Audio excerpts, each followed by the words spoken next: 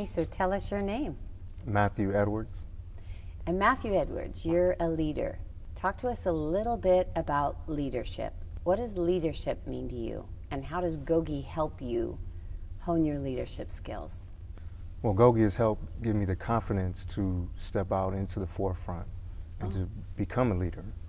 Leading means listening and learning, as well as having the confidence to make decisions even though they may be wrong, and having the confidence to accept failure, and having the confidence to just be out there and to make bold decisions sometimes that some people may not like.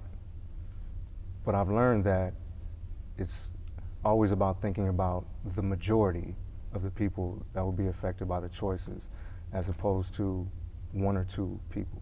Yeah, being a leader is challenging because you're balancing a lot of needs and a lot of wants. How do you use your tools when you are making those decisions or trying to guide a group in a certain way? How do you use the tools to help you?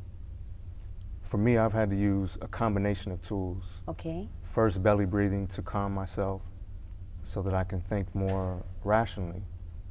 Sometimes I use let go, where I visualize the issues at hand and I visualize myself squashing it and tossing it to get it out of my system so I don't carry it around with me all the time.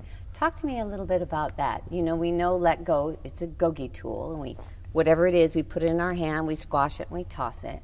Talk to me a little bit about that process. Maybe talk to me about how you teach somebody that tool. How do you teach them that they can put their emotion, or go through that process with me. How do you teach let go, the tool? What I've learned to do is when I'm facilitating groups, I stress to guys that they can start off by letting go of the small things, like your cellie irritating you because he snores, or he's in the cell, or he's making noises, or whatever it may be, or somebody bumps into you up and down the hallway. And so by practicing to use the tool on just letting little things go and not personalizing everything, it allows you to move forward into bigger and better things. And one of the biggest things that I've had to let go that I like to share with guys, to share a part of me in hopes that they can let things go, is the fact that I was an only child, raised without my father, and that I was a follower, and I had to let go of some of the negative decisions that I've made.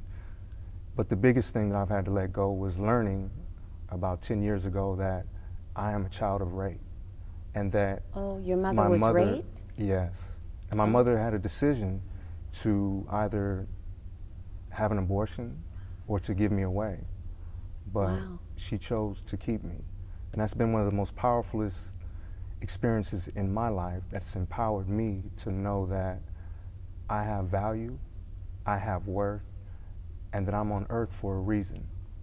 That's beautiful. Talk about that reason. How do you know you are here for a purpose and you have value? How do you know that?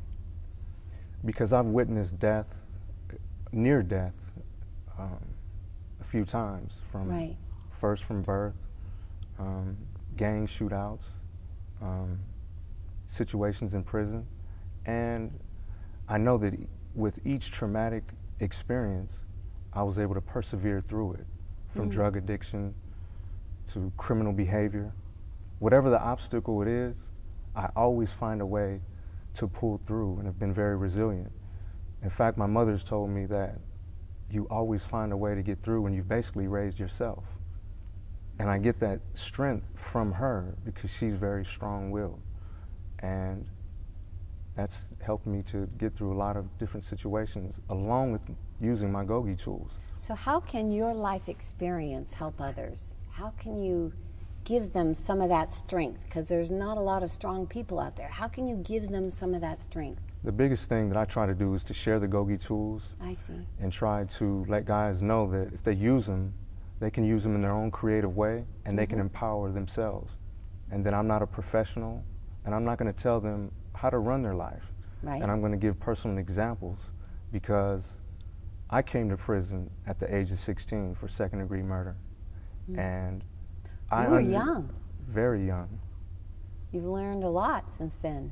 I have, and I don't want to see any other youngster come to prison and to have to endure the pain and the hardship that I've had to endure, as well as my victims, as well as my family and friends.